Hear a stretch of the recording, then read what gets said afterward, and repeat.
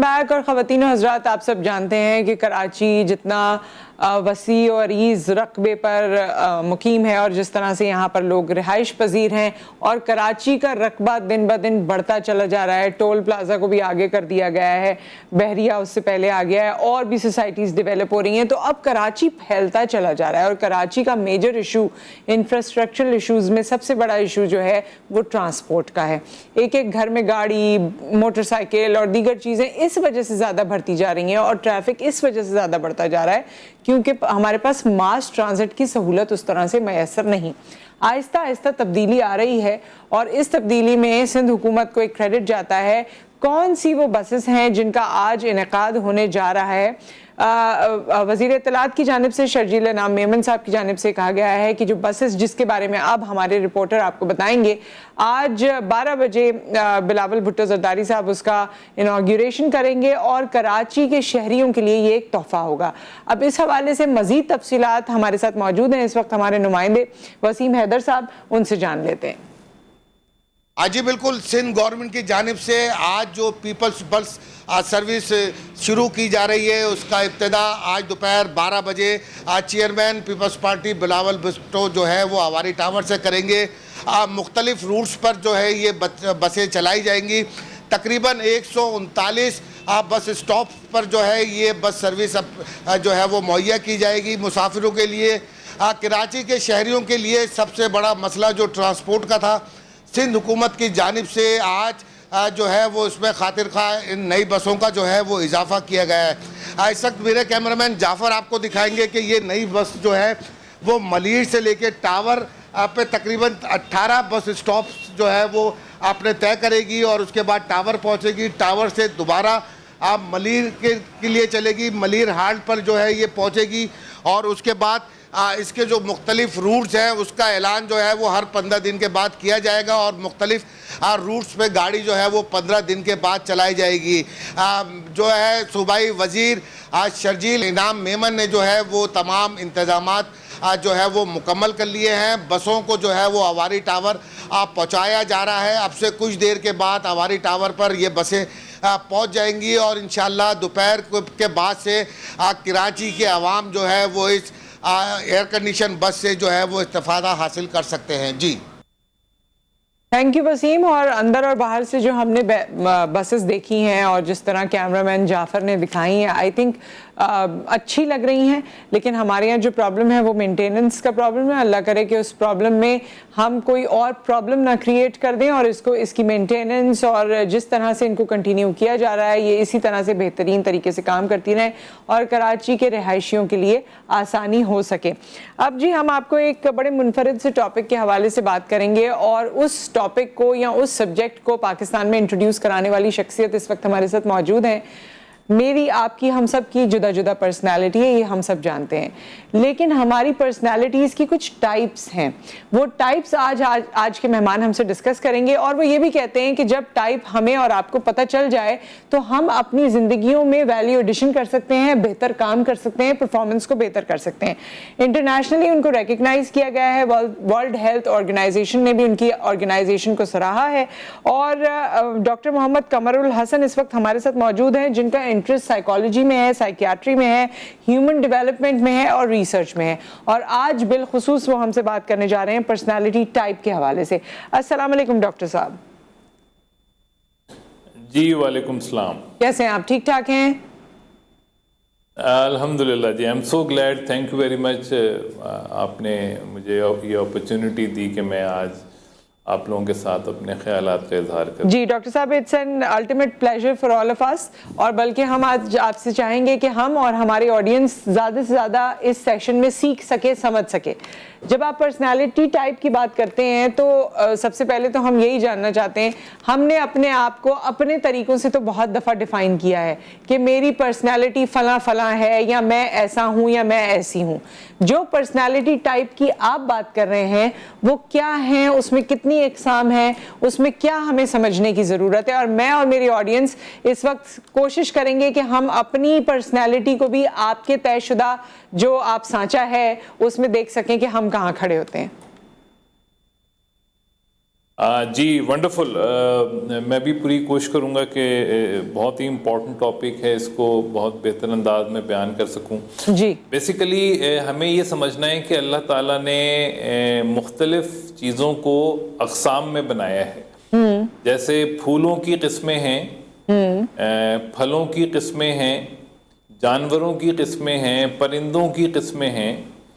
इसी तरह से अल्लाह ने इंसानों की भी किस्में बनाई हैं।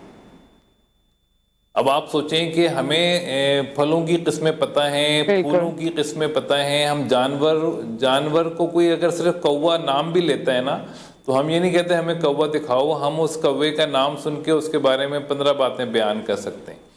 अच्छा, अनफॉर्चुनेटली जो इंसानों की किस्में हैं ये हमारे एकेडमिक्स का हिस्सा नहीं है अभी तक जी, जो कि इंशाल्लाह बहुत जल्द हो जाएंगी। तो ये एक इंसानों की जो किस्में हैं ये पैदाइशी तौर से 16 तरह के इंसान अल्लाह ने बनाए हैं।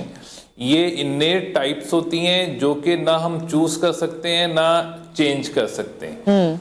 तो सेल्फ अवेयरनेस, अपने आप को जानने का ये जो पहला स्टेप है वो ये कि हम अपनी टाइप जान लें और अपनों की टाइप जान लें।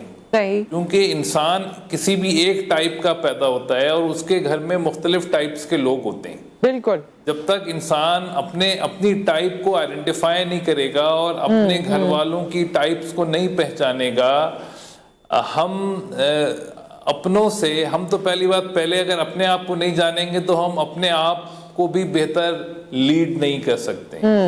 अगर हम अपनों को नहीं पहचानेंगे तो हम अपनों से बेहतर रिश्ते नहीं कायम रख सकते। बिल्कुल बिल्कुल। तो ये एक छोटा सा एक हमें लगता है कि अछूती सी बात है कि किस तरह जैसे फलों की टाइप्स हैं, सब्जियों की टाइप्स हैं, तो इंसानों की टाइप कैसे हो सकती हैं जी। तो यही मेरी कोशिश है कि इस इल्म को इतना आम कर दें कि हर घर में लोग एक दूसरे की टाइप्स को पहचान लें जी, और टाइप की मदद से पहले अपनी फितरत को जानें, अपनी नेचर को समझें और फिर अपनों की नेचर को समझें। ठीक है डॉक्टर साहब, तो इसकी शुरुआत करते हैं, क्योंकि ये सिर्फ घरों में नहीं, कते कलामी की माफी चाहती हूँ, सिर्फ घरों में नहीं, ऑफिसेस में आप देखिए कि अब तो बहुत ज़्यादा हमारा जो इंटरेक्शन रहता है एक दूसरे से, तो वहाँ हार्मनी क्रिएट हो सकती है। मेरे ख्याल में जितनी अब हमने देखा है कि बेतरतीबी है या एक किस्म का बेसुकूनी सी है, तो मेरे ख्याल में इसके बाद कुछ सुकून की सी कैफियत हम सबको हासिल हो सकती है।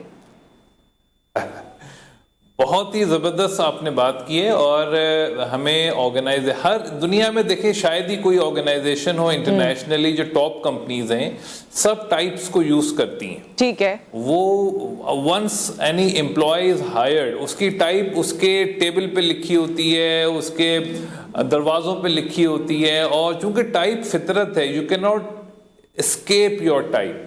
ठीक है, तो टाइप आपकी पहचान होती है। तो डॉक्टर साहब, अब उसकी एक्सप्लेनेशन की तरफ अगर आ जाएं। जी जी जरूर, क्यों नहीं। देखिए 16 तरह की टाइप्स हैं, ये बड़ा यानी बड़ी जबरदस्त साइंस है। जैसे जैसे इंसानों की किस्मों को हम पढ़ते हैं तो हमें अल्लाह की शान नजर आती है कि अल्लाह ने इंसान को मुख्तलिफ काम करने के लिए पैदा किया है जी। जैसे एक टाइप है ISTJ।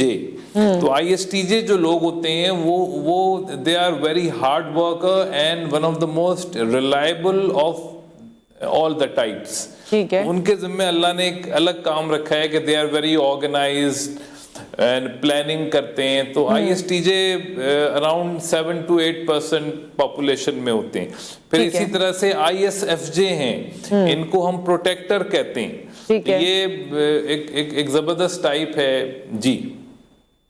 जी जी डॉक्टर साहब प्लीज कंटिन्यू कीजिए। 16 टाइप्स हैं जी। इसी तरह से 16 टाइप्स हैं, यानी एक ISTJ, फिर ISFJ, फिर INFJ, फिर INTJ, फिर एक ISTP है, ISFP है, INFP है, INTP है, फिर ESTP है, ESFP है, ENFP है, ENTP है। तो डॉक्टर साहब ये जो अल्फाबेट्स हैं इनकी क्या मकसद है? क्योंकि ऐसे जब आप बता रहे हैं तो हमें समझ नहीं आ रही कि ये क्या पर्सनैलिटी है, तो क्या इनके एग्जैक्टली मैं यही अर्ज करूंगा। हाँ, इनको देखिए 16 तरह की टाइप्स हैं, इनको पहचानना बड़ा आसान है। ये 4 डाइकोटमीज होती हैं, 4 डाइकोटमीज हैं, बाइपोलर डाइकोटमीज, उनमें अपनी प्रेफरेंस को हमें तलाश करना होता है। तो अगर हम अपनी प्रेफरेंस को तलाश कर लें 4 डाइकोटमीज में, तो हमें ये 4 लेटर कोड मिल जाता है। ठीक है। Once we know this 4 letter code, तो फिर तो गूगल भी हमें हमारी फितरत बता देगा। ठीक है ना। अगर हमें इन 4 डाइकोटमीज में अपनी प्रेफरेंस पता चल जाए, तो गूगल पे हम लिखेंगे तो हमें अपने बारे में पता चल जाएगा। ठीक है डॉक्टर साहब, एक ब्रेक आ गया है। यूजेज की बात है। हाँ, यूजेज की आप बताएंगे, और अगर कुछ डेमो आप करके बता दें। आई एम हेयर, सो अगर कोई डेमो आप करके बताएं तो उससे हमें और समझ आएगी कि कैसे हमें अपना कोड पता चलेगा, कैसे पर्सनालिटी का पता चलेगा। एक ब्रेक आ गया है, ब्रेक के बाद जब हम वापस आते हैं तो फिर आप हमें बताइए। Stay tuned.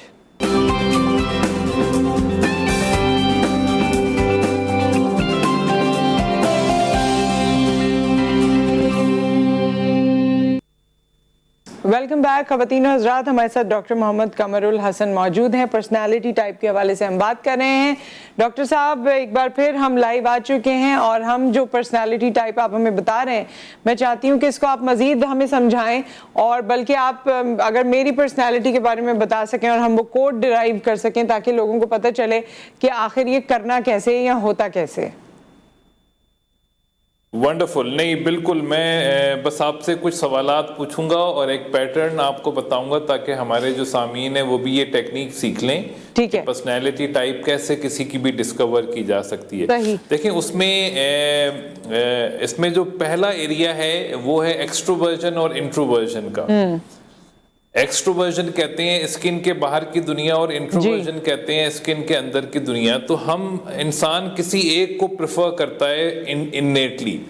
प्रेफरेंस ये है कि उसको मजा कहाँ आता है, फ्रॉम वेयर वो, कहाँ से वो एनर्जी ड्राइव करता है। तो आप मुझे अगर ये बताएं कि आपको you are more of a action oriented person, या आपको तन्हाई में अच्छा लगता है? आई एम एक्सट्रोवर्ट डॉक्टर साहब।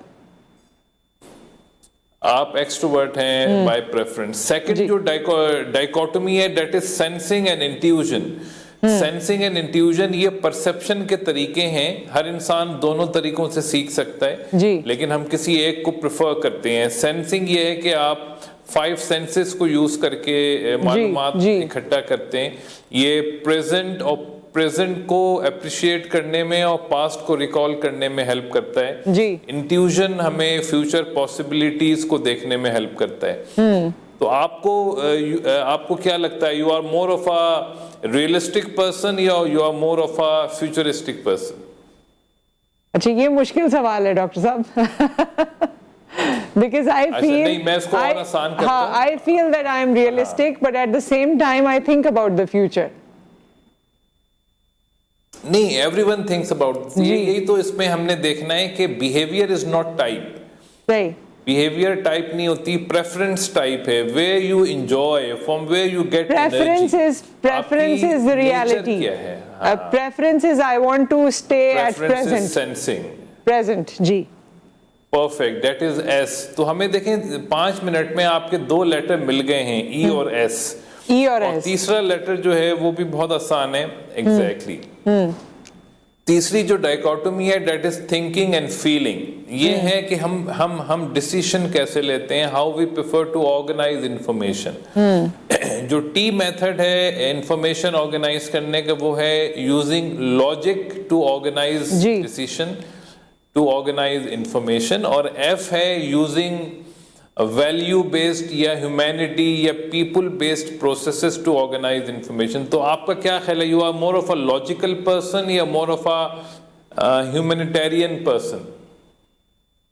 I prefer to consider the humanitarian aspect as well, लेकिन मैं लॉजिक के बगैर आई थिंक नहीं डिसीजन करती। परफेक्ट। तो आपने देखिए, ये बड़ा इंपॉर्टेंट, बेहतरीन तरीके से आपने बयान किया है। देखिए, एक चीज होती है नेचर और एक होती है नर्चर। तो टाइप इज नेचर। तो हमें जो हम हैं दैट इज टाइप, और जो हमने सीखा है दैट इज नर्चरिंग। तो ये हमने डिफरेंशिएट करना सीखना होता है। तो you have really explain it well. तो हमें देखें 3 लेटर्स मिल गए, ई एस टी। जी। अच्छा, अब हम आते हैं चौथे लेटर पे। चौथा लेटर ये है कि how we prefer and how we love to live. हम रहते कैसे हैं, लाइफ स्टाइल कैसा है। इसमें दो तरह के लोग अल्लाह ने बनाए हैं। एक जे, आधी दुनिया तकरीबन जे स्टाइल से जिंदगी गुजारना चाहती है और आधी दुनिया पी स्टाइल से जिंदगी गुजारती है। जे लोग जो होते हैं उनकी इंस्टिंक्ट, उनकी नेचर ये होती है कि वो अपनी लाइफ को ऑर्गेनाइज कर दें। तो वो पैदाइशी तौर से they are natural goal setter, natural planner, और जब तक अपने गोल को अचीव ना कर लें उनको चैन नहीं आता।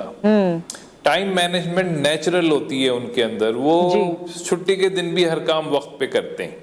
अच्छा, जो दूसरे तरह के लोग हैं पी टाइप्स के, जो कि आधी दुनिया है, ये बेसिकली प्रॉब्लम सॉल्वर्स होते हैं। ये बहुत ही क्यूरियस होते हैं, फ्लेक्सिबल होते हैं और मसलों की तलाश में रहते हैं। जब तक इनके मसले, ये जो भी प्रॉब्लम आइडेंटिफाई करें उसको सॉल्व ना कर लें, इनको चैन नहीं आता। तो J are the organisers and P are the problem solvers. तो आपका क्या ख्याल है, you are a naturally organised person और यू आर नेचुरली जे? आप जे हैं जी, ऑर्गेनाइज पर्सन। मगर इसमें डॉक्टर साहब एक चीज मैं आपको बताऊं कि professionally and when I have work oriented I am more organised. Okay, तो आपके जो लेटर्स बने वो बने ESTP। जी, ESTP। अच्छा, ESTP जो होते हैं दे आर, अब मैं आपके बारे में ना 80 बहुत कुछ बता सकता हूँ। वंस हमें किसी का कोड पता चल जाए तो समझे आप, उसका सारा माइंड कैप्चर हो जाता है। हाँ, ESTPs जो हैं ये बहुत ही रियलिस्टिक लोग होते हैं, बहुत एक्टिव होते हैं, और अब आप अपने बारे में कुछ भी पूछना चाहें मैं बता सकता हूँ आपको। अच्छा, मैं पूछूं फिर आप बताएंगे? डॉक्टर साहब, मैं भी बता सकता हूँ। डॉक्टर साहब अच्छा बताएं, ESTP जो लोग होते हैं उनका पेशेंस लेवल कैसा होता है? हाँ, ये तो एक जेनरिक है थोड़ा सा सवाल। देखिए, हमें जब भी अपने मिजाज के खिलाफ काम हमारे हो तो हमें प्रॉब्लम होती है। ESTP को भी दे आर एक्टिविस्ट कहा जाता है इनको। तो वो बहुत ज्यादा एक्शन ओरिएंटेड लोग होते हैं। तो उनको अगर आप डिले होगा उनके सामने तो वो एकदम उनको बुरा लगता है कि भाई why people are not doing it. They believe in action और they are excellent communicator, excellent problem solver, excellent sales person. बड़े से बड़े मुश्किल काम इनको दें आप, ये उसको करके ले आएंगे। इस वक्त दुनिया में आप कहें कि डोनाल्ड ट्रम्प जो था वो भी ESTP था। अच्छा, अभी जो UK के सदर हैं ब्रिटेन, वो भी ESTP हैं। They are very dominant, very, I mean, ये लीड फ्रॉम द फ्रंट के लोग होते हैं। और बोलने में थोड़ा सा कभी कभी लोग इनसे नाराज हो जाते हैं। They are not fancy talker but they are extreme realist. वो काम की बात करते हैं, टू द पॉइंट बात करते हैं, फोकस बात करते हैं, और यानी they want get things done. जी, ठीक है डॉक्टर साहब, बहुत मुझे मजा आया। I have thoroughly enjoyed it, और ये मैं अपनी टाइप के बारे में मजीद जानूंगी आपसे, और वैसे भी हम सेशंस रखते रहेंगे। और आज लोगों को ये पता चला है कि वो अपनी टाइप कैसे आगाज कर सकते हैं। मगर इसमें चंद और सवाल आते हैं जो मैं आपसे पूछना चाहूंगी, और ब्रेक के बाद हमारे साथ एक टैलेंट भी है। जनरली जो लोग जिनको बहुत ज्यादा मौका नहीं मिलता लाइमलाइट का, हम कोशिश करते हैं कि हमारे शो का वो हिस्सा बने, तो वो भी यहाँ पर मौजूद होंगे। अगर आप इस तरह के हमारे यंग मासेस के लिए भी कुछ कहना चाहें तो आफ्टर द ब्रेक आप वो भी कह सकते हैं। See you after.